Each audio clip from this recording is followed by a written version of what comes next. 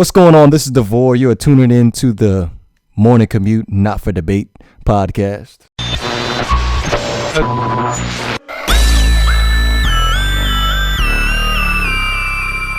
What is going on? This is Devore here, Banks of America here. Wes, I got to call you Wild Wild West. I just like that so much better. This is the Not for Debate podcast. I know it's been a minute since we actually went live, but we are back better than ever. Got our social media sites up, but it's been a while since I've heard from you two. Wes, what's going on? Banks, what's going on? Yo, what's good? What's going on with good, you? people? What's going on with you guys? Explain, like, what's going on? Like, we've been absent for like the past couple of weeks. What's been going on in y'all everyday lives? Honestly, man, me and Banks actually been hanging out quite a bit as of late. But right now, I'm on vacation from his app. I'm in Orlando with my family right now on a little family vacation. We're going to hang out here for a week. It's a lot of us here, too, so I kind of had to lock myself away just to do this. Okay, that's what's up. Yeah. What about you, Banks? Baby. What's good? Man, you know what? I just been living life, bro. I've been blessed with the opportunity of life every single day. I just want to let y'all boys know I miss y'all a little bit. Miss being able to come together and talk sports and just get away from life for about an hour of the day and just get away. But I just been working, man. A lot of overtime at my job right now, which requires a lot of attention, a lot of money being made. Haven't been able to spend time with the kids as much because of the overtime increase, but I've been making time for them throughout the last couple of weeks. So, myself have just been working, bro. Just working and grinding. How about yourself, dog? I follow you. But real quick, before I even say what I've been doing, I would like to say Happy Father's Day to you guys, to the fathers that are on the way to work right now, listening at home for the morning commute. It's been a great day. It's literally been a great day. But Happy Father's Day, gentlemen. You listening? Yeah, absolutely. But like recently, I went to a YouTuber's flag football tournament. That was exciting. I got to show off my athletic ability. Let people know that I still actually got it, even though the next day I kind of woke up. Wait, you played in it? You didn't say you played in it. I did play. I played, and I showed out. I got a link. I got a link to somebody else's YouTube channel if you want to see that joint. You said what? I need stats. I got giving people water don't count, right? I got tape. All right, we gonna see.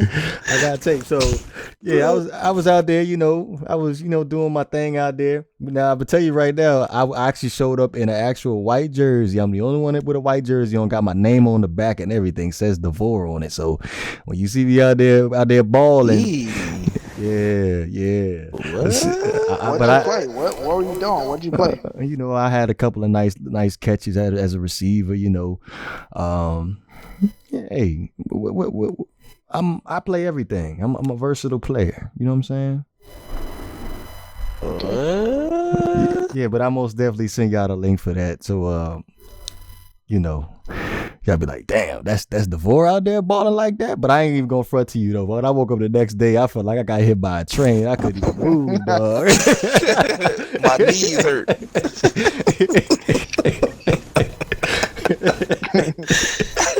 They hurt, man. It hurt. Man. But anyway. We gonna start off today's show a little bit differently. Usually we end up ending our show with the top fives, but we actually got two. We gave y'all a special treat. We have two top fives into tonight to this morning's episode, and we're gonna go ahead and start it off with the top five wide receivers. I know everybody's been looking forward to that. A lot of controversy in the top five running backs and the top five quarterbacks, but I'm here to school them again for the third time in a row. But anybody would like to do the honors to go first? Let's go, Banks. Just throw me out there. I know you got some bull crap, so let's go. Y'all finna do me like that? Now let's get it. That's what we came in All for. right, man. So y'all want me to go by numbers from the best to worst? No, don't give us numbers. Just give us your personal opinion. Who you think is best? Yes, from 5 to 1. All right.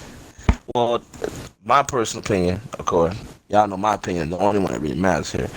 But from 5 to 1, all right, this is just me. All right, I got Julio Jones as the number 1 receiver in the NFL. Hold on, were you going from I 1 know to it's very 5? controversial. A lot of people don't agree. Hold on, wait a minute. You messing up the flow right now. We've been going from 5 to 1. Now today you want to go from 1 to 5? Yeah. All right, So you want me to go? So you want to start from 5 to 1? Yes, build No, the do you suspense up. Well, yeah, you go do what you want to do, but I'm going from 5 to 1. Okay. Well, I thought we. Okay. Well, how about this? We'll start from number 5. Number 5, I have I have Michael Thomas from the Saints. I got him at number 5. I think it was real close between Michael Thomas and Stephon Diggs for me personally. It was tough because Stephon Diggs, Mike Evans, and Michael Thomas all share that 5 spot in a way. Like I feel like they're right there. They're plateauing. Number 4, I have AJ Green. AJ Green is number 4 best receiver in the NFL. I don't feel like he get enough credit. When he's healthy, ain't nobody stopping him at all. Number 3, this is gonna come to. Yeah, number 3, this is gonna come to a surprise to a lot of people. I have Antonio Brown. That's the number 3 best receiver in the NFL. I personally took all that off-season stuff and I took that kind of personal. But it's no knock on him on the field. I just feel like he's a small guy that plays big, but my other 2 receivers are bigger than him. That's the only reason why I got them higher than him, honestly, because he can be easily the best receiver in the NFL. But I just feel like size matters to me personally. Pause, by the way.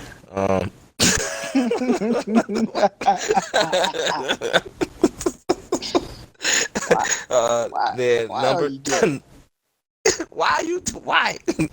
Number 2, we got DeAndre Hopkins. DeAndre Hopkins is number 2. I mean, what is there to say about this man? Like, what does he? What can he do?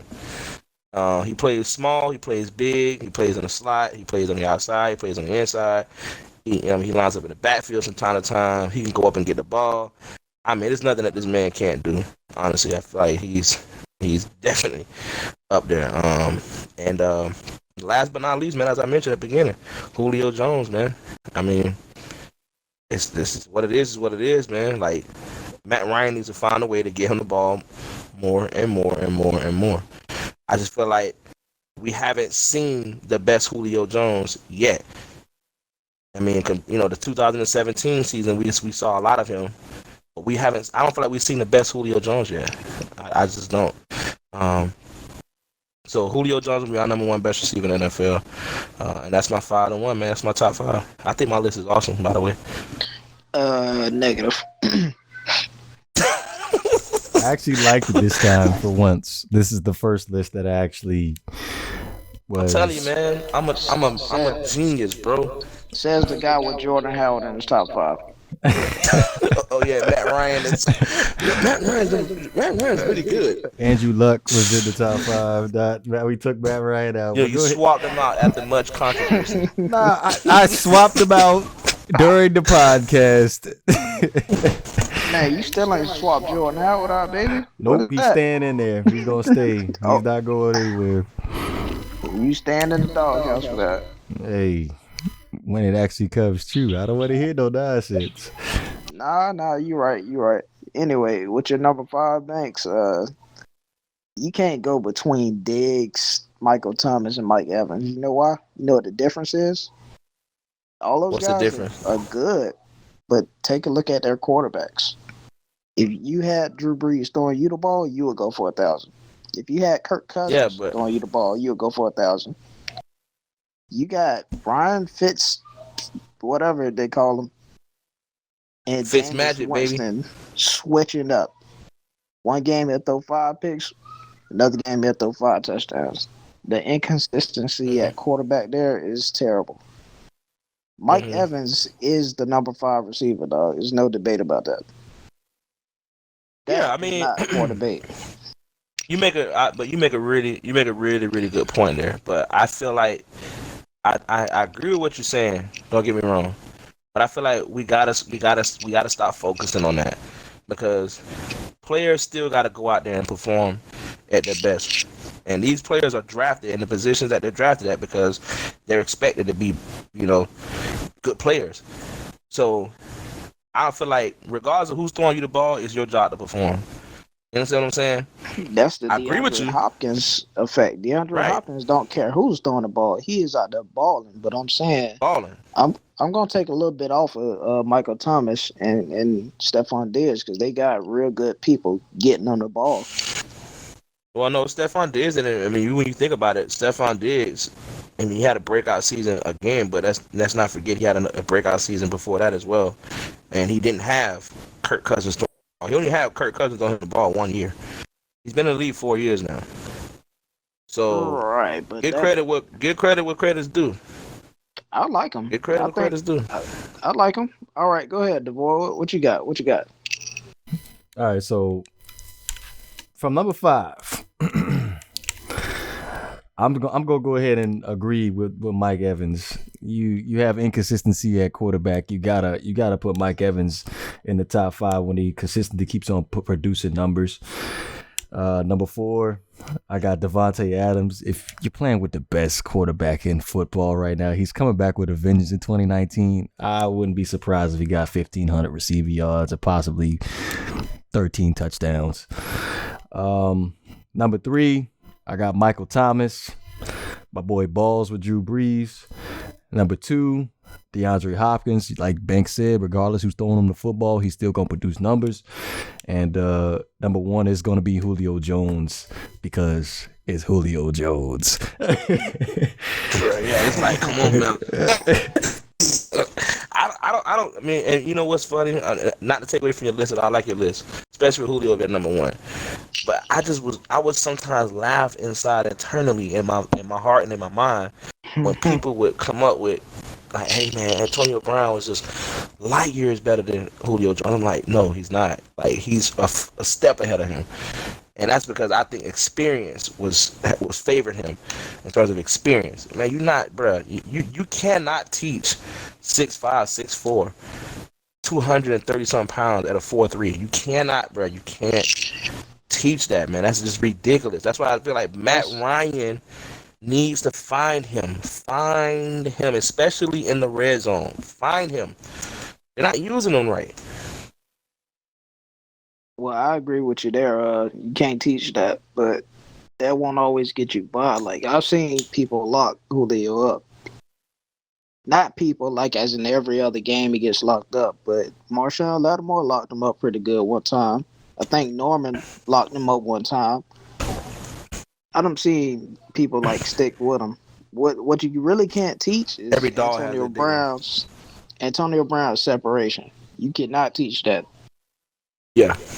Well, I was gonna say Wes. I really don't think Antonio Brown is gonna have a productive season with the Oakland Raiders. I don't trust Derek Carr to get him the ball the way Ben Roethlisberger was getting the ball. I'm sorry. And plus, the history of the Pittsburgh Steelers receivers after they leave Pittsburgh have not been that great as far as level of production.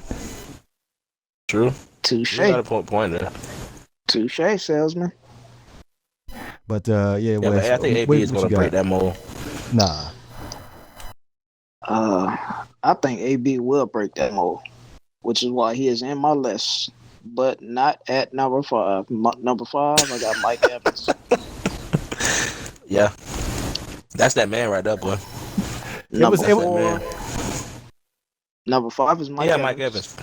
Like we talked about that quarterback inconsistency, and he still just deals with it. He go out there and ball. And he's another one of them guys that size and speed and high pointing the ball, you can't teach that. That comes naturally. Davante Adams is my number 4. That dude, he got an awesome quarterback, but I think he's another guy. You could probably just put me back there and let me give him the ball. He gonna get it. I didn't see Devontae Adams coming in at 4 though. All right, I like it. I mean, it's too soon for him. Which means it's I too like soon. When you playing with the best quarterback in football, you have to put him in the top 5. All right, but did we just argue that with Michael Thomas and say that's why Michael Thomas shouldn't be 5 because he has one of the best quarterbacks? I mean, I'm just saying. I'm just saying. No, you're right, but I don't like Mike Thomas' ability without Breeze. I really don't. Breeze pinpoints that. You do know that Michael ball. Thomas was the man even in college though, in high school and college. He's been productive on every level of the game he's played, every single level. Let's see Michael Thomas go play a Ryan Tannehill. He would ball. I think he'll do well. He probably had like 2,000. He probably had like 2,000 yards receiving, 20 touchdowns, record breaker. I don't know what y'all smoke before this podcast. Record breaker. Please let me have some. Even Banks agree with me. Right? No, I'm serious. It's like he said with the Antonio Brown thing. His best attribute is the fact that he can separate. Devontae Adams He can separate. He has the highest catch percentage in NFL history already. The man's dropped 3 passes in his entire career or something like that. It's some crazy number. I think 5 passes or something like that in his entire career. And all those catches he got, he's only dropped like 4 or 5 passes. I don't know. Maybe I'm just a little bitter and biased right now because I had him on my fantasy team and he choked. Oh, okay. See, there we go. Just see be honest. Yeah, I would understand. Yep, I see it now. Yeah. If you just said that from the beginning, I would understand. Yeah. Okay. Now you understand. So number 3 is Antonio Brown. I don't think his production is going to go down much.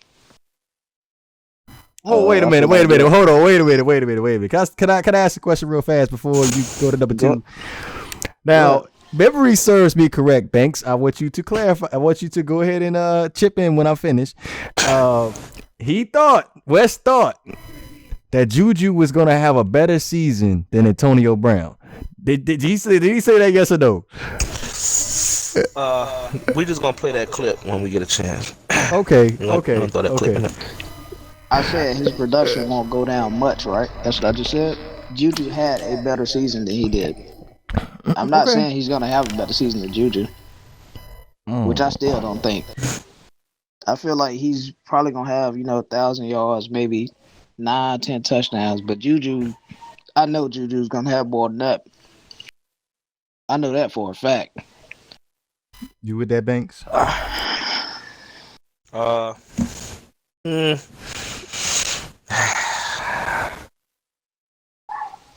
I don't know how I feel about that one.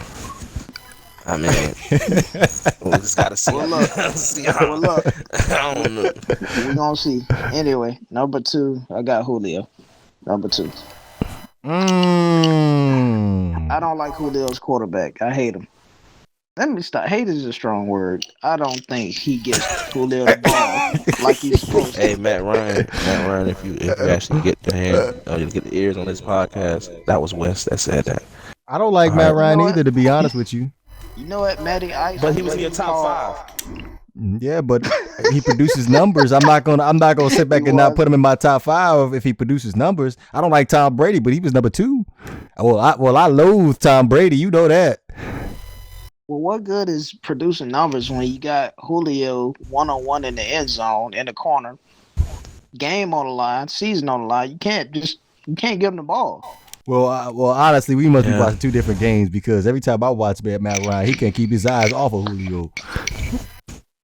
No, I'm saying, like, he's not clutch, man. That's my thing with him. Julio is clutch. Matt Ryan is not clutch. Okay. If that makes sense to y'all. We can agree on that. We definitely can agree on that. Not getting a good job done in the Super Bowl against the New England Patriots. We can agree on that. Okay. So number 1 is DeAndre Hopkins, the guy who is just gonna catch it no matter what. See, I wanted to put him at my number 1, but you just can't put him over Julio. You just can't do that. Listen, I see See, DeAndre Hopkins is a dog, man. Julio's a dog too, but Julio's supposed to be a dog. DeAndre Hopkins don't run a 4.3. He's not 6'5", but he get his hands on the ball and he reels it in. True. And that's my top 5. Banks, you've been quiet through this whole top 5. I'm guessing you don't have no objections to it at all, or what was going on? No, I like his top 5. I mean, DeAndre Hopkins and Julio Jones are, to me, the clear-cut best receivers in the NFL. I can't argue with you on that. The only one I have number 5 spot, which it mean when you think about it, is Mike Evans. I mean, you can't go wrong there. Who was your 4? Devontae Adams. Oh, Devontae Adams. Question. Yeah, I'm against that a lot. All right, quick question. If you swap out Mike Evans and Mike Thomas on teams, you give Mike Evans Drew Brees and you give Michael Thomas, give him Fitzmagic and Jameis. Who has better numbers? I think they both are going to be productive on tape. I think they're both going to do well. Mike Evans. Yep. Jameis Winston too busy stealing daggone crab legs. Mike Evans. Hey. Shots fired. Hey. I still believe Jameis Winston could be one of the best quarterbacks in the NFL if he just focused. He needs to focus, man. Don't disrespect my boy. Oh man, when that story broke, too. I thought about you and Nature Boy. Good God Almighty, because y'all be stay going to his defense every single time. That boy is a bug. Shout out to my boy Nature Boy, man. It's been a while since I talked to him. Shout out to Nature Boy. It's good, bro. But yeah, don't disrespect him or something like that, okay? Yeah, okay. Don't do it. Especially That's when he came out and licked his hand. I like. Beside my boy Jeremy. Jeremy, if you listen to this, I love you too, bro. But that's about it. There is no excuse for Jameis Winston's lack of production. Nah, there's an excuse. He doesn't focus. That's always been his problem. Jameis Winston used to have issues in school with that. Even when he was in high school, he had issues with his focus. He needs to focus, bro. Right. So, you guys can leave a comment in the comment section on whose list is the most accurate. But this is the Not For Debate podcast. Do what you got to do. Get a drink of water. Jiggle your controllers. Tap on your phones. We're going to go ahead and transition into the NBA aspect. I know we haven't had a lot of NBA topics over the past couple of podcasts, but we're going to try to increase that over the next several weeks. But big blockbuster trade happened over the weekend. Anthony Davis ended up getting traded to the Los Angeles Lakers for 3 first-round picks, Josh Hart, Brandon Ingram, and Lonzo Ball. Already, people, viewers, fans, are already marking down the Los Angeles Lakers are automatic lock for the NBA championship title.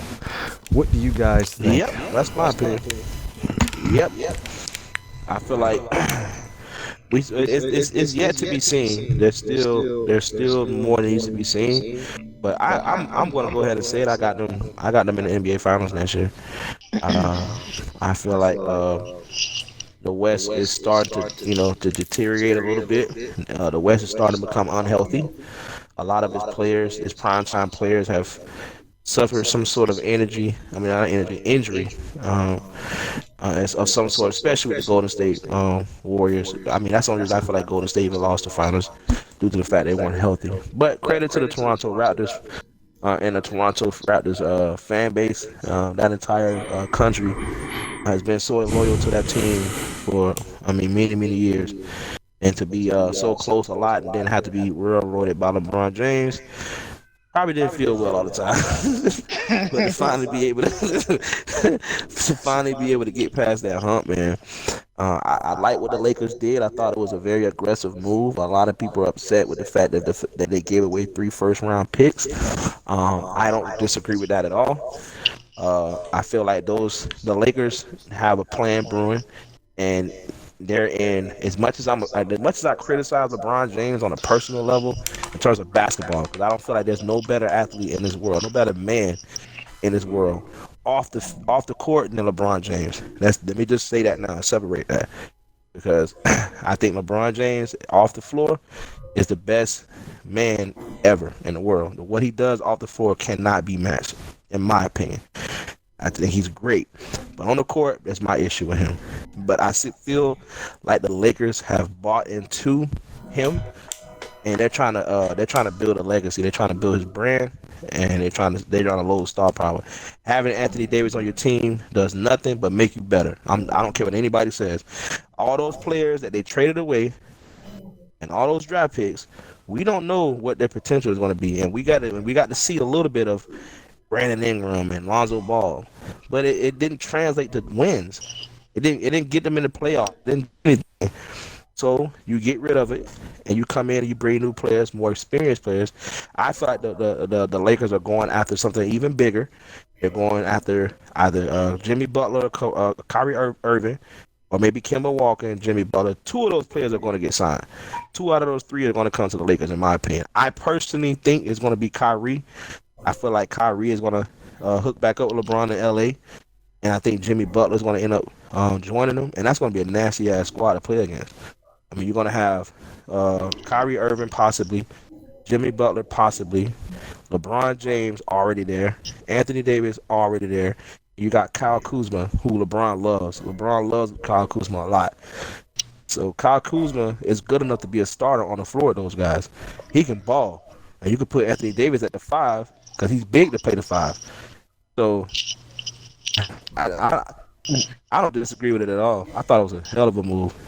My opinion. I think it was a great move, but I feel like they gave away a lot for that. And if you look at the way a championship team is really built, you got to look at depth. I don't see where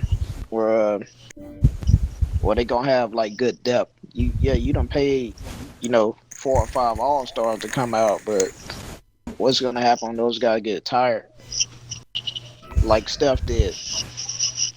Steph when you was up by tired, 60, bro. when you up by 60, it don't matter what the bench come in to do. Okay, listen to me. No, really listen and think about this. They've been beating people by 60 all season, right? So Steph not even playing. Mm-hmm. Now you get in the finals and you're in a dog fight with Toronto. You so tired from not playing all these minutes all season. You can see it on his face. Steph was dog tired. Anyway, going back to LA, I like the move, man, but I hope it work out for them. I hope they get their depth chart right and have at least a decent bench for when those guys get tired.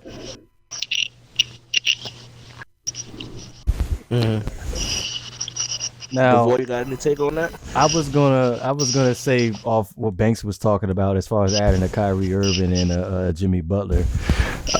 I got a question for you, Banks. Would you consider Jimmy Butler a shooter? Yeah, he's a better shooter than what he was when he came into the league. I tell you that much. No, I'm saying This is is coming general. from a Is, Bulls I know. fan. Is he Yeah, a hell shooter? yeah. Why not? You see him? No. Yeah. I'm talking about a catch and shoot guy. Is he a catch and shoot guy? Yes. I don't think so. Would you agree with him, Wes? Do you think he's a catch and shoot guy? Are you saying that he's a knockdown, consistent scorer? He's not as consistent as Klay Thompson. He is a volume scorer. He is a volume scorer.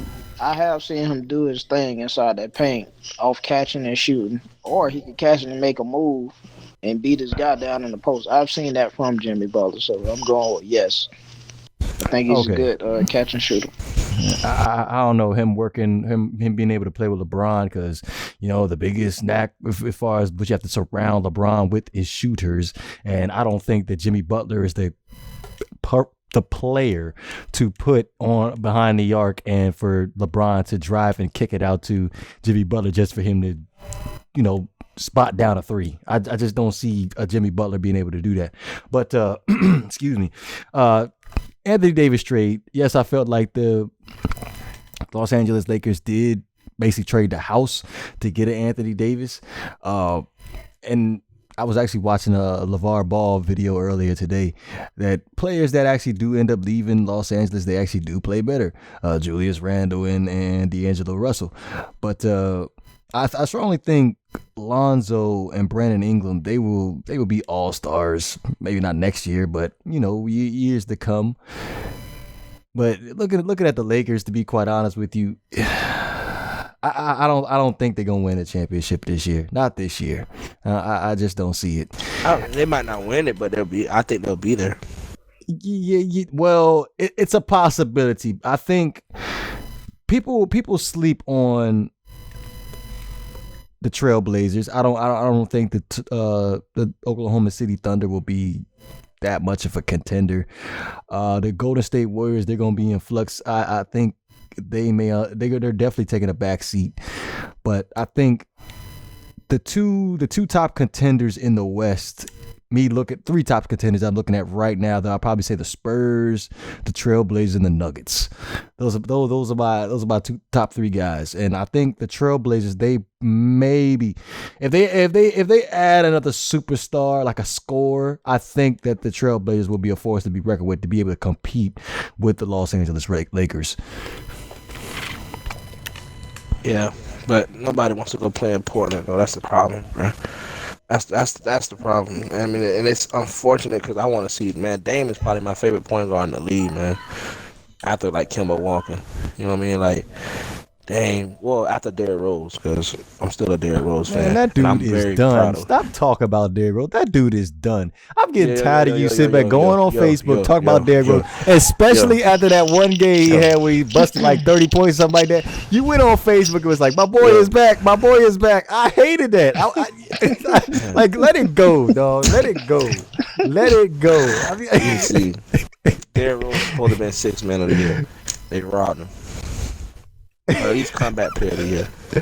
Serious, Bro, you are a true fanboy. Yes, you are a fanboy. Right. You are a fanboy. The NBA guys robbed him. Robbed him. Blind. He didn't deserve that. Dog, he's got to somehow he's got to adapt to the modern day NBA. Derrick Rose not the best point guard in the NBA before the injuries. I'm living it right now. Just answer the question, bro.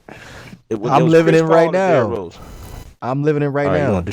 Well, I'm curious. Back when Dwight Howard was one of the best centers in the NBA, was there any stretch fives being able to shoot threes like they are right now? I don't know. I'm just talking about Derrick Rose. No, they were not. So you had to adapt your game to the modern day NBA. So I think go ahead, Wes. Gasol was actually Gasol was pulling him. Yeah, but he wasn't the best player in the NBA. But he wasn't the best player in the NBA. Well, he wasn't the best center in the NBA. Right.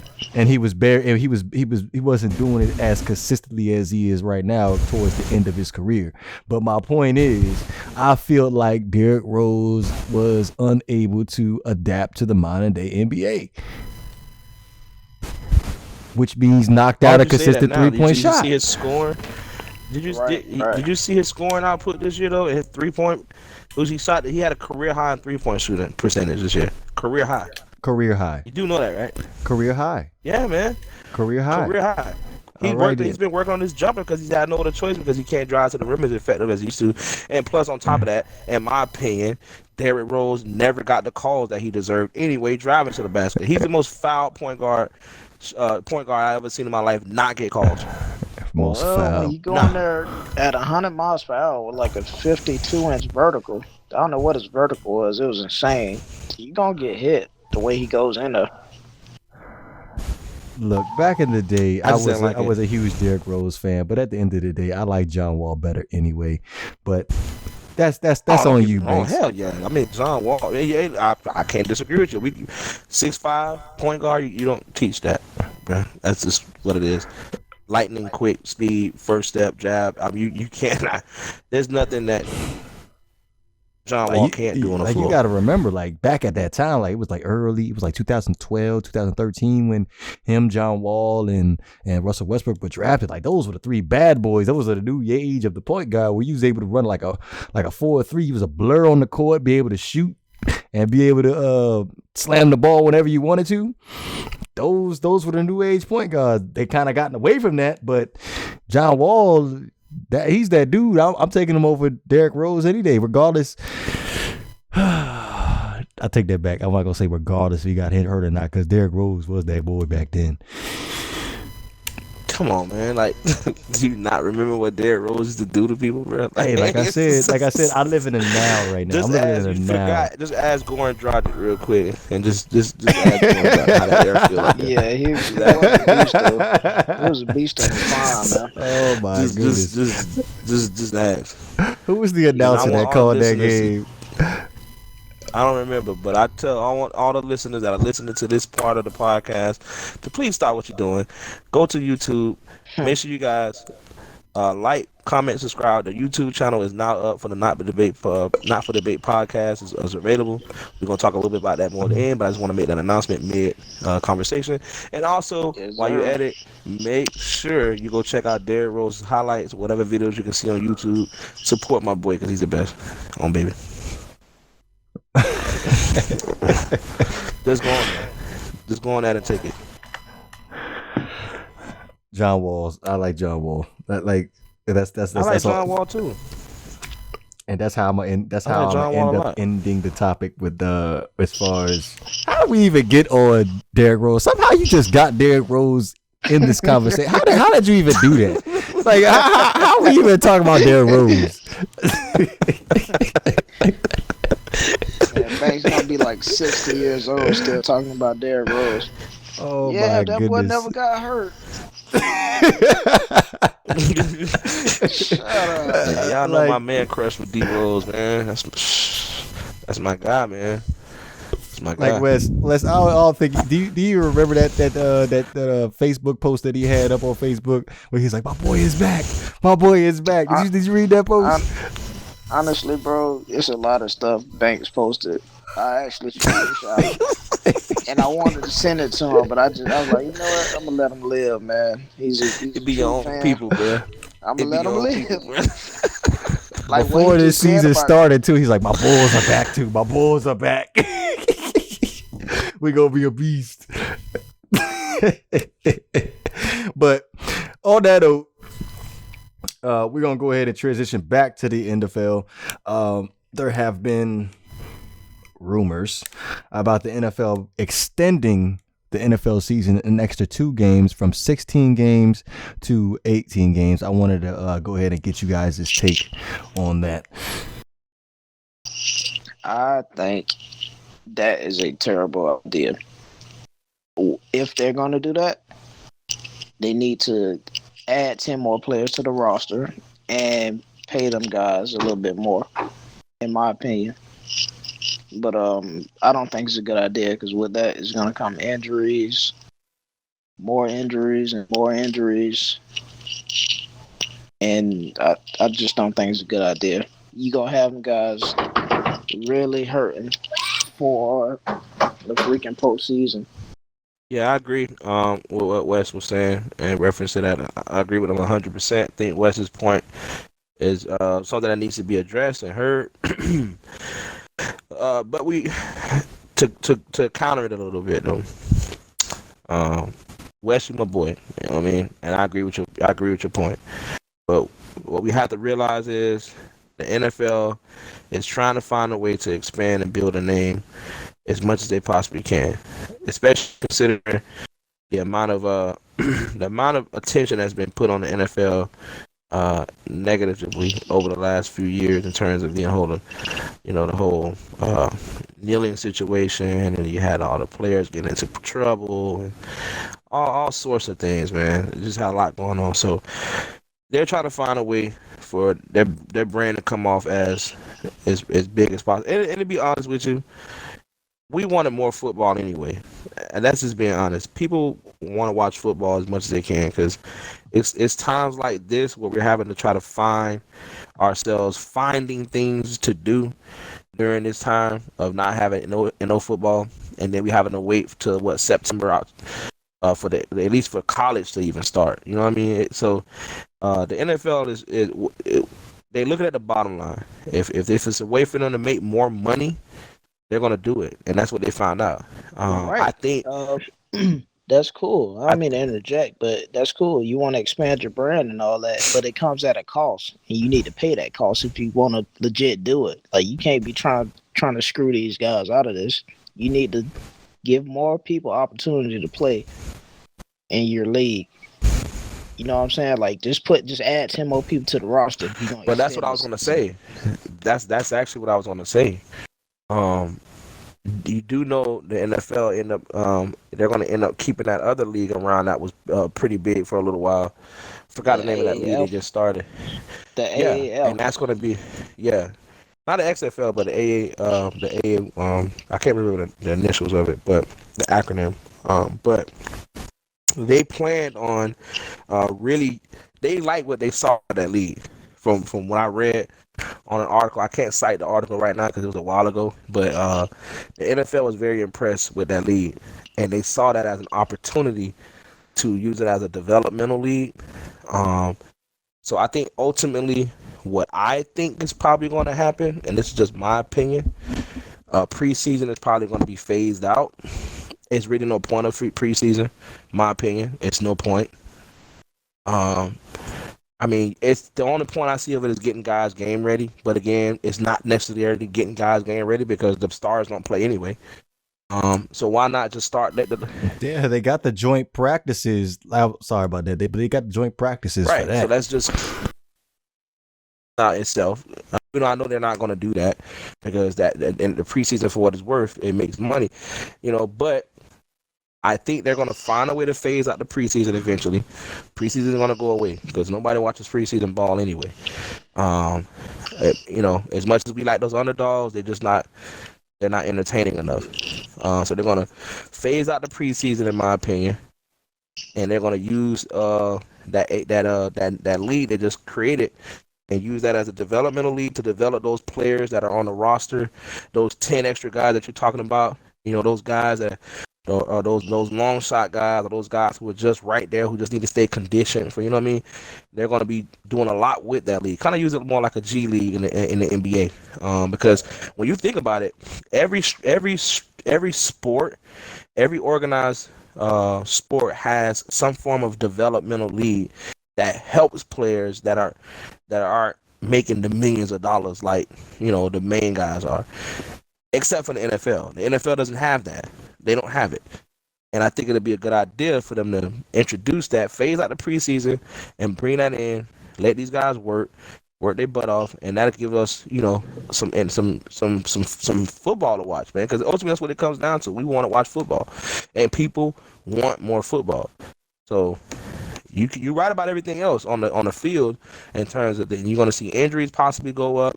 You don't see a lot happen, but the NFL ain't thinking about that. They never cared about the athlete, bro. So, hey, what you see is what you get. Right. So, they're not concerned with those injuries. I mean, you consider the whole concussion thing that they kept locked away for all those years. They're not concerned about those players' injuries. That's not their responsibility. They don't care. They don't care about that. And it's sad. It's honestly sad. But bottom line is we're trying to make more money. That's exactly what it's about. We're trying to find a way to make more money, and we're trying to find a way to expand our brand. As you can see there, they're going to Mexico, they're going to London. There's stuff about them possibly playing in other countries besides those. I mean, the NFL is trying to, and that's one thing I had to give Roger Goodell. They doing China this year, something right? like that. That's one thing I got to give Roger Goodell, man. Roger Goodell, for the one thing I'll give him, he's the amount of money that he's making in the NFL. It ain't gonna. Paul Tagliabue didn't dare have those kind of ideas that he got. Goodell is about his money, and that's what it comes down to. He about his money. So, and he not much of anything else, but he bought his bread. So you got to give him that.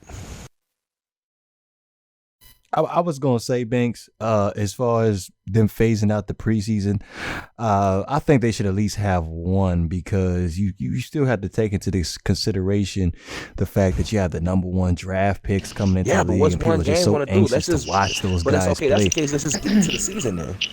Let's just get to the season. You know what I mean? Let's just get there. We don't have to go through a preseason to do that. Think about all the amounts of injuries that happen for the preseason anyway.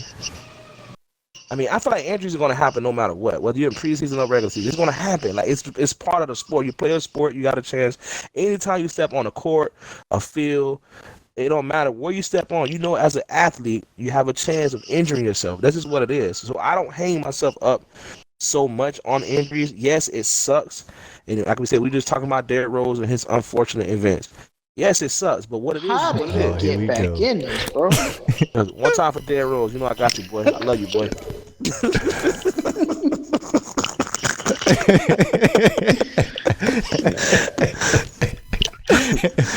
So let me ask you this, then, Banks. Then how would they do that? Would they, start the regular season earlier, or would they extend it to later? Extend it later. So basically, you telling me we would have to wait a whole nother month to watch regular season football if they got rid of preseason? No, you feel a gap. You feel a gap. Remember what I told you about the developmental league? Man, I don't want to watch that crap. I want to see my boys But play. guess what, though? It'd be a Miami Developmental League, a team or whatever. Right. Have them I'm telling you, that's what they're going to do. That's what they're After going the to do. Super Bowl, that's when the season starts. Mm-hmm. And they play up until the preseason. If your guy's good enough, he's gonna make it. Okay. Oh, Yeah. okay. If your guy's good enough, he's gonna make it onto the actual Dolphins roster, and not the JV Dolphins. The JV. Okay, I see what you're saying. The Dolphins are. I see what you're saying. The Dolphins are a JV team. I mean, yeah. Nah. Pop Warner. Oh my Don't goodness. disrespect JV team like that. I'm so happy the Pittsburgh Steelers are not going nowhere near the division title this year. Oh my goodness. But right on. Okay. So you're right. So with that being said, though, Banks. So basically, what you're saying is that we're gonna have the developmental league start right after the Super Bowl, all the way up until week 1 of the NFL season. I think that would be a good idea. I mean, I don't know if it can go that long because I don't think the NFL is going to pay those players like that for that long. But it won't hurt. Man, they pay them bums like, what is it? Hey, let's be fair. $20,000 for a season. I mean, they already in on the team. Like, don't kill them now. They bums. That's why they call it the D League. They're bums. This is what divorce savage. I say. What I call it? What as I see listen, it. Sometimes you find a diamond in the rough, though. Right. I say. Sometimes you find a Tom Brady. I say start it, maybe a week or two after the Super Bowl is played. Sometimes you find a Tom Brady. Exactly. Yeah. Exactly. Anyway, you start a week or two after the Super Bowl is played, and you end it a week or two before OTA start or mini camp or whatever. Right. And who needs a preseason? I was gonna say, Wes, are you in the bathroom or something? Nah, I'm actually in the garage now. Oh, my dog, that's the kind of commitment we want. Bro, I'm living my best life. It's at least 20-some people in this house, bro. Okay. I was just gonna make sure. I was like, man, is he recording in the bathroom? But anyway, let's go ahead. But yeah. Oh man. Wait, okay.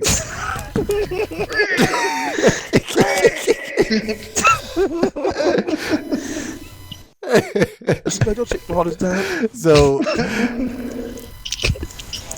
now here's my issue. I was gonna say here's my issue with you adding extra players onto the roster. That would take away from the already extremely underpaid current players on the current NFL roster if you was to add 10 more extra players on an NFL team. No, not necessarily. They just need to kick out a little bit more of that money. Yeah, well, but as you can see, players in the NFL don't get paid nearly as much as the players in the NBA due to the size of the roster. Right. I don't know, bro. They gotta come. You can't expect them to go out there and play 20 plus games, bro. Playing football, they two totally different sports. That's probably why you got so many people on the freaking roster. Like honestly, if it was a what? Let's say it was a 6-game season. You think you'd still need 50 players? Absolutely Right. not. Absolutely But the not. season is 3 times longer than that, so you're gonna need that many more players because, like I said, the injuries are coming. They're gonna mount up. Shoot, players are already sore once you get towards like that 11th or 12th game anyway. So they're really, really pushing it towards the 16th game of the season, let alone going into the playoffs. So you talk about extending the NFL season another 2 games. Just think about all those players that are ended up going to the playoffs and advancing on to the Super Bowl. They're gonna be like extremely sore trying to make it.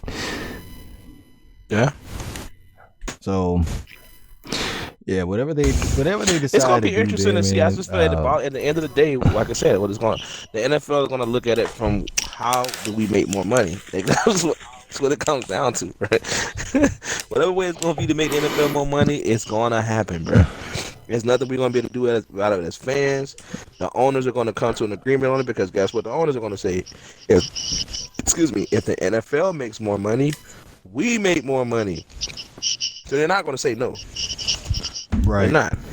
They're not Right. going to say no. They're going to all sit down, and all 32 owners.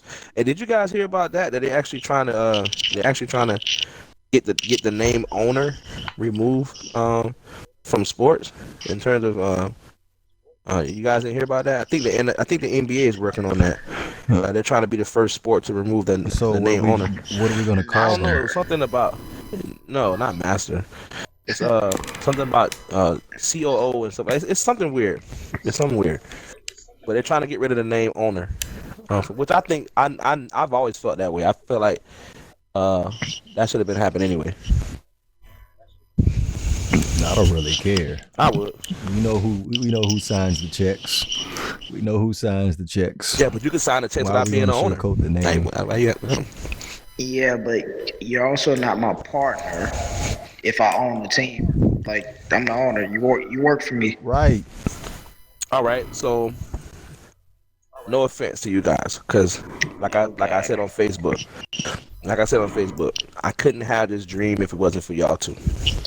Right. But let's just say, for instance, I start saying I'm the owner of the podcast. That wouldn't rub y'all the wrong way? No, it doesn't. Right now, it's not. It should.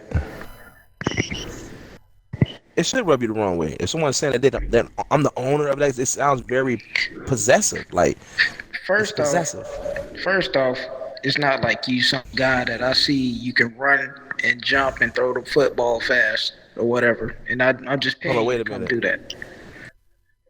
You can't see me do that because I'm a legend.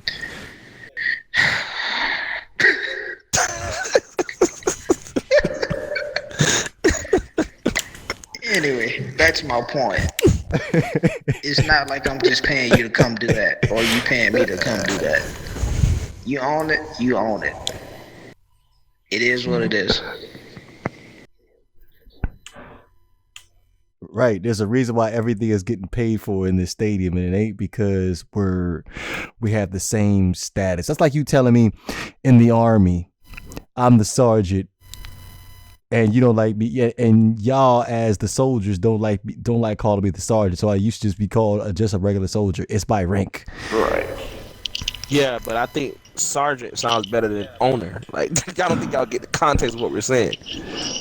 Like, owner is... He's the owner of a team. Right, he makes billions of dollars. Well, we're not going to get too controversial on that, but just understand that the term... It's a reason why they're asking that. It's because of what the term owner represents. It just throughout history, what the term owner meant. Just think about that. I'm not going to talk about it because... Okay. If you gonna put it that way, owner. Okay, that's why they're saying that. Like I see what you're saying going with this. Okay, so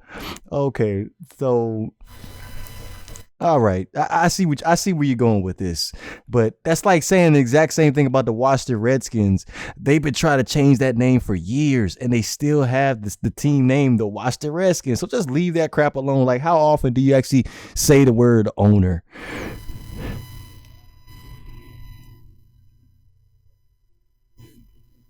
But I don't even know how we even end up on this topic now that I'm thinking about it. But yeah, we're gonna go ahead and we're gonna do the Baltimore Ravens a favor this evening. Baltimore Ravens, be sure that you guys are tuning in. But Really, boy, and Graven probably going nuts on this Lamar part. Jackson. Oh yeah, but Lamar Jackson. It's got some extreme There's gonna be some extreme expectations for Lamar Jackson coming into the 2019 season. Me personally, I don't think that Lamar Jackson is very good. I don't think the Baltimore Ravens are going to end up making it to the playoffs in the 2019 season. But what do you guys think? Well, I see Lamar Jackson developing into something better than RG3 was. The reason being, he has RG3 right by his side. RG3 seen a lot of pain. They did him dirty in Washington, but I think that he grew from that. And he's willing to mentor Lamar Jackson and take on that role as a mentor and just kind of show him, you need to slide. Don't be trying to fight for extra yards. Stuff like that. Getting the playbook concepts now. Wait a minute. So how's RG3 go teach him how to slide? No. He's gonna be like, look, you see this play right here? I should have slid. And now I got the helmet now. So you gonna bring us some old RG3 tape? I feel like they gonna watch a lot of his film and tell Lamar Jackson, this is what you're not supposed to do. That's just how I feel about it. I mean, I feel like he's on the up though. As far as what we've seen in the playoff game against the Los Angeles Chargers, it's a copycat league. Teams are going to know how to defend Lamar Jackson. Now you're going to have to leave that safety in the box, spy him. Just going to have to end up containing him. He's going to have to develop into a passer. As a passer, exactly. So, from what I've seen in this past season, I don't think the whole off season of minicamps, training camp, and OTAs are going to be enough for him to actually develop into an actual passing quarterback. I just don't see it. And he gonna fold. I'm optimistic about it, but I mean, what do you think, Max? Y'all know I'm a Lamar Jackson fan. I always say I go back. I became a fan of Lamar Jackson based on what I saw him do on a college level. Being a Florida State Seminole guy, a huge diehard fan, and watching him shred us to pieces every single game with no talent around him for the most part, and watching him NFL talent, because even with good year or bad year, Florida State produces NFL players, and he wasn't. And Louisville doesn't do that. They don't produce a lot of NFL talent. And watching him shred Florida State, I fell in love. I'm not gonna lie to you. Is he the perfect player right now? No. And I think right now he has this drive to him right now where he's personally trying to prove people that he can do it. And you're right. You bring up a real good point with the RG3 mentorship. RG3 being there to mentor him and teach him the ropes and kind of guide his career in some when form. You look at it, bro. When you really look at it, they're almost the same guy. I think RG3 was a better passer coming out of college, but I feel like Lamar Jackson can develop 10 times further than RG3 did. But go ahead. Right. No. I mean, I agree. I don't think that bad at throwing the ball. Yeah, of course, he didn't get. He never had the opportunity. He was always an athletic player, like the best player on the field for the most part, from high school all the way to college to the pros. Now, like he's always been. He's a special kind of player, man. Like he's special. It's not like he can't throw the ball because he got cannon. If you ever watch him throw the ball, he can throw. It's just he needs to learn how to go through his reads and his progressions and understand you know, when and where to pick his throws, and when where to throw and run the ball. But I feel the best thing he could do is just let him be the player that he is. And we often try to minimize these guys on a talent level and try to get them. Or we try to point out so much of their negatives so much that we don't give them praise on their positives. And I feel like his positives is what's going to make him. He needs to just stay true to himself, but at the same time adjust and adapt to become even more effective. Because him learning how to throw the ball is just going to make him that much better. He's already a damn good talent. He's already really good, but him learning how to throw the ball and be a NFL style quarterback is going to make him even better. It's going to make him scary actually when you think about it, because his speed. You think about players like Patrick Mahomes, Deshaun Watson, players like that who can run and throw the ball very well, but not at the level of Lamar Jackson. You know what I mean? I think Lamar Jackson could be even better than those guys if he knows how to throw the ball. Yep. So, um, that's just my opinion. I'm rooting for him, man. I really am. I want to see him make it. I want to see him, but I want him to be. I want him to stay true to himself. Don't go to thinking you Tom Brady and this and that, man. Stay true to yourself. Play your game. Do what you think is gonna do best. Tim Tebow didn't throw the ball well either, but he beat the Pittsburgh Steelers. I'm just saying. Oh God. That, you know what? That'll never go away. That never goes away. He scorched their bums. But we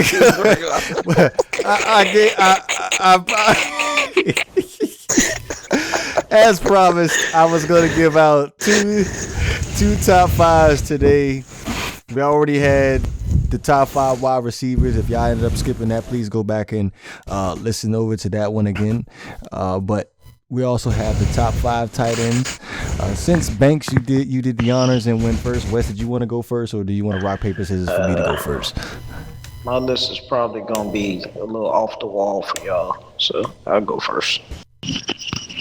At number 5, we have Carolina Panthers, Greg Olsen. What? Yeah. My thing is, I've seen Greg Olsen do really good at blocking. Like, we know what he does as a receiver, but I think he really developed as a blocker.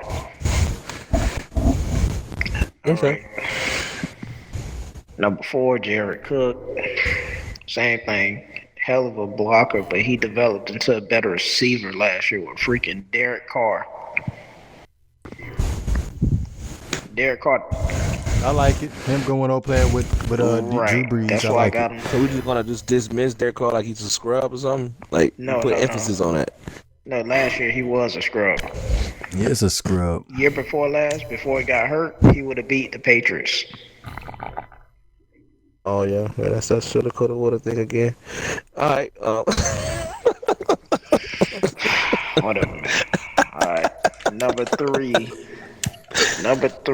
is the man, the myth, the legend, the 1-year wonder, George Kittle.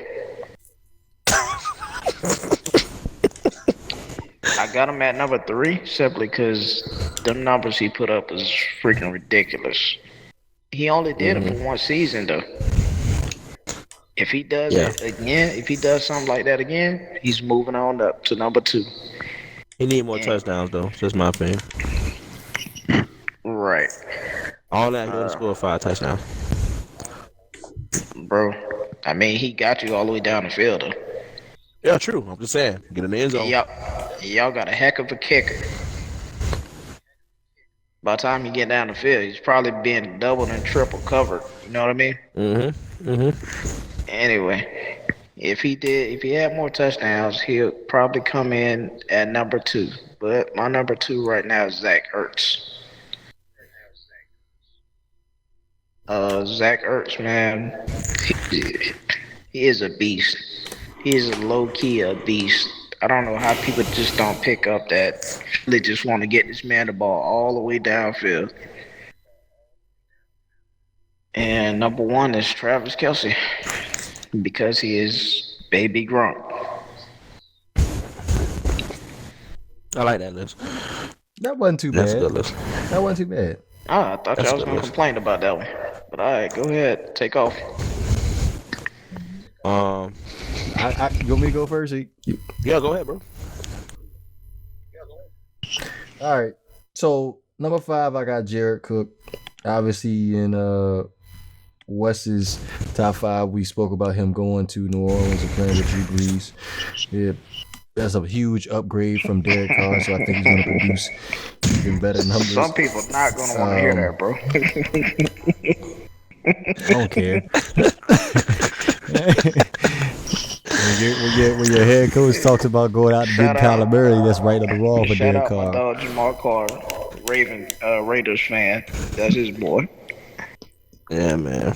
Well, like I said, when you have your head coach going out and saying we were considering drafting Kyler Murray, and not exactly reassuring that you're keeping your quarterback.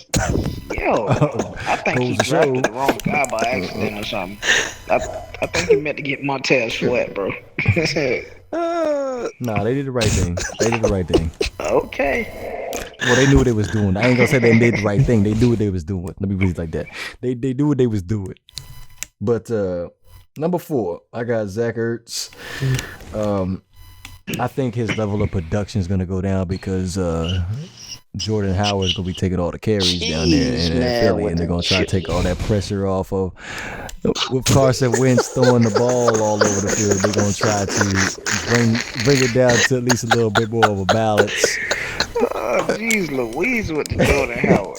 He made it to your tight ends list. Yeah, so Derrick Rose, man. Derrick Rose.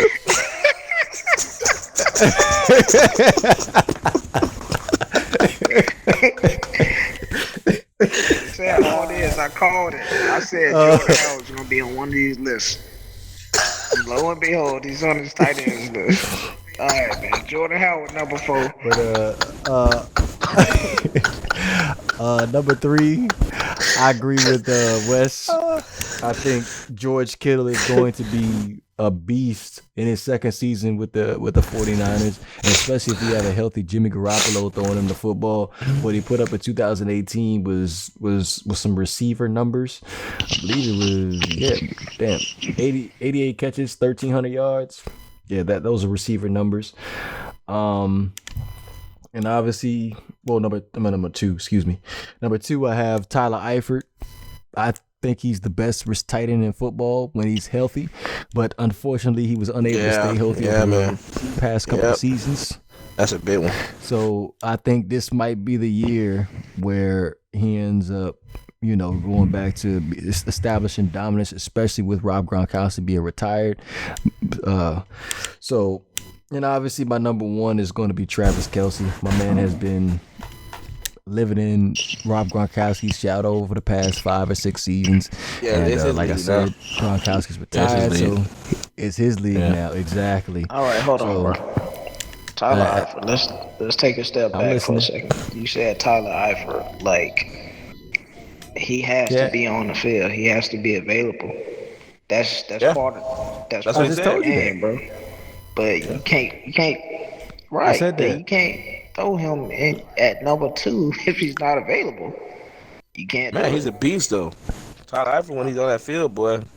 All right. Well, I like to change my running back rankings. I like to put Ray Rice in at number 2. Since we're doing that, I mean, it's like.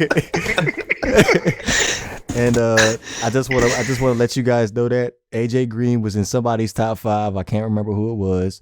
And Banks just agreed with me on Tyler Eifert. That's another Cincinnati Bengal and a top 5.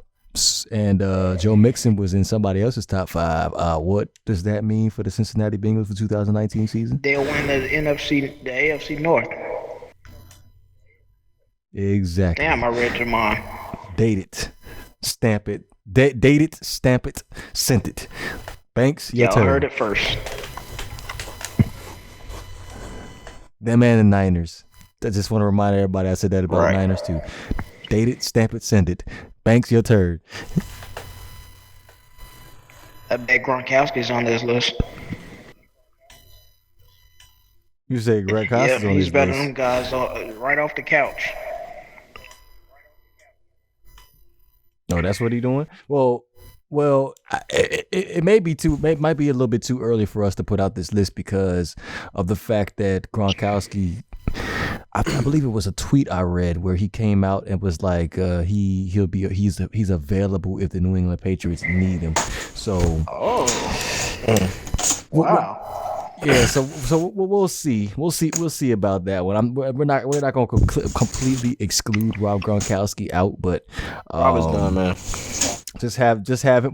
We're just gonna go ahead and exclude him off the list, and then if he does come back, we all know that Gronkowski by default is going to be the best tight end in football if he decides to come out of retirement. That was a joke, Sam, but that is pretty interesting.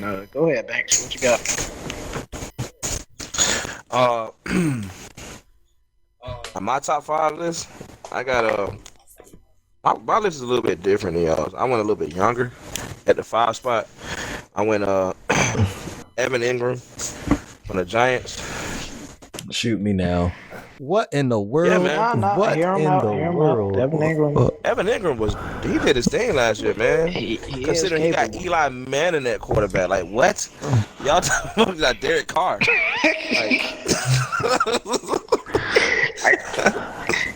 We can't really argue.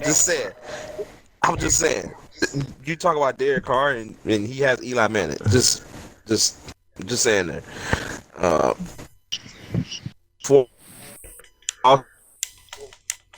I got OJ Howard. It's yet to be. He's still going to get better and better. He's going to be very, very big target this year for Tampa. Then I went Kittle at the 3 spot. I put Kittle in. I'm going to be honest with you. His numbers are good. I feel like he deserves that spot just off his numbers. Mm-hmm. I mean, the jury's still out on him. I don't know how he is as a player. I didn't watch much of him. I don't have a lot to say about him. But when I look at his numbers, like I did today, I'm like, he actually did his thing. He had 88 catches, 1,300 yards, almost 1,400 yards receiving at tight end. Like, that is nuts. I wish he would have got in the end zone a little bit more. And he had 5 touchdowns, but I mean, you can't take away from his talent level. He definitely did his thing. The 2 spot is obvious. That's Zach Ertz. Zach Ertz is if it wasn't for the number 1, he could have been number 1. You know what I mean? He's a real good player, very productive. Philly is lucky to have a guy like him on their team. Automatic. And number 1, of course, is Travis Kelce, man. I mean, there's nothing else that you can say about Travis Kelce. We all know what he can do when he's healthy, when he's on the field. There's nobody on the team that's better. He's so good, he can actually be the best player on both sides of the team. And he's a tight end. That's how good he is. Like, he can easily be the best offensive player on both teams. Doesn't even matter. He's just that talented. And I feel like he plays like a dog every single game. No matter who you put him against him, he just can't be guarded. He's a huge mismatch everywhere. Like, and the Patriots knew that. That's why the Patriots won that game against Kansas City, because they knew they had to take away Travis Kelce. And Travis Kelce still ended up killing them. But I'm just saying. Yeah. The number 1, that was obvious, right? Unanimous. Yeah. Any disagreements? I think everybody listens good. I still like them, all 3 of them young guys he put in there, and they are right outside of my top 5. Yeah, man. Evan Ingram, man. See, I was thinking about Eric Ebron too. Yeah, I felt like Eric Ebron was there. Should have got. I had Tyler Eifert up there too. Well, how did we forget about Jordan Reed, man? But I don't know what's going on with Jordan Reed. Availability. Because he stayed hurt, though. Is part of the game. And what about David Njoku, though? Like, how do we forget about him, too? That's another guy that could be up there, too. I think his numbers. I don't think there's enough balls to go around for Njoku. Njoku will get better, but he's not a primary target. He's not the guy you finna call on in the red zone. Not over there. Right. Yeah, he drops a lot of passes, too. Yeah. And I mean, big ups to Greg Olsen, man. I really wanted to put Greg Olsen in my top, but I couldn't. I mean, I just feel like it is not to knock him. Yeah, his durability plus he's an ageless wonder. He's getting older now. You know what I mean? If this is 2 years ago, he would definitely be in his list. And it's not to knock him. I think Greg Olsen is a Hall of Famer one day too. On top of that, you know what I mean? It's nothing personal against him. I just don't think he's at that level of talent anymore. Like he has that talent. But he's a hell of a player, though. Well, yeah, you're right.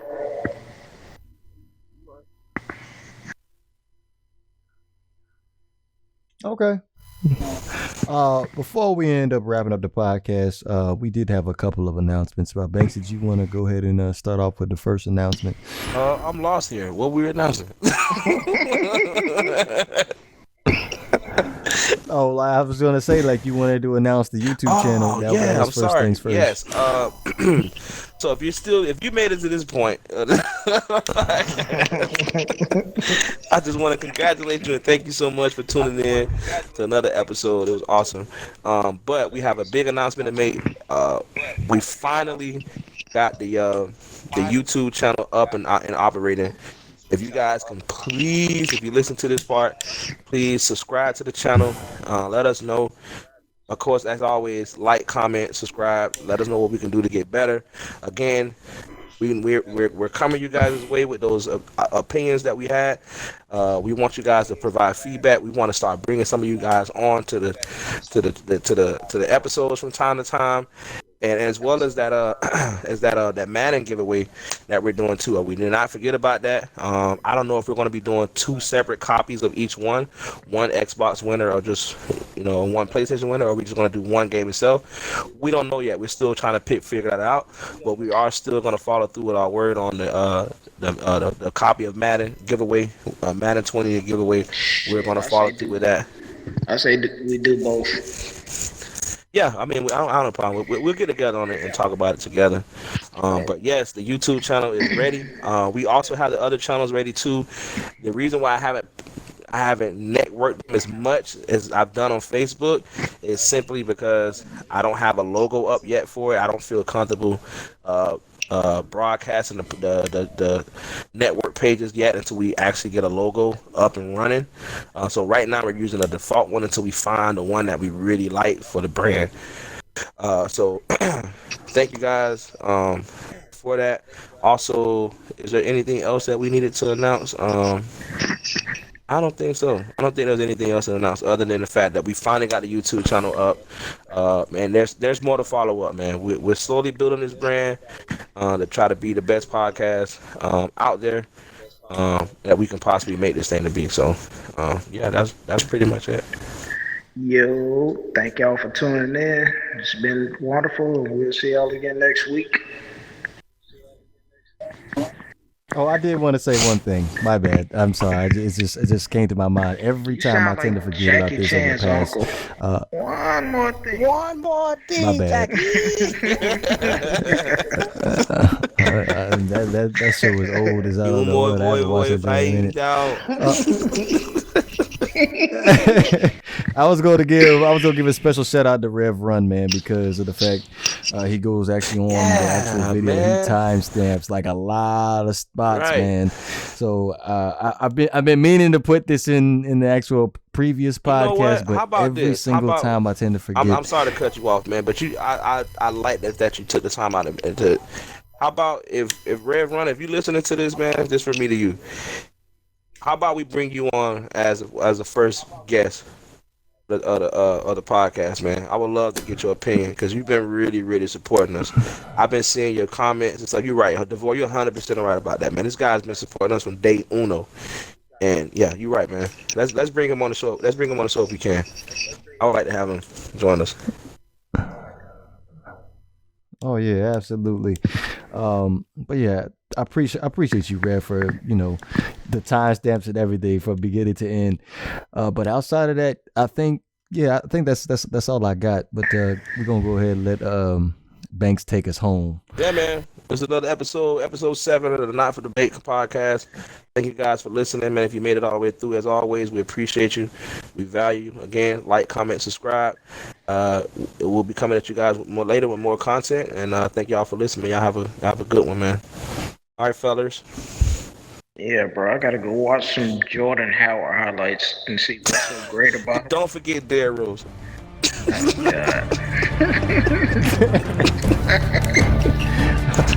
With that being said, we are out.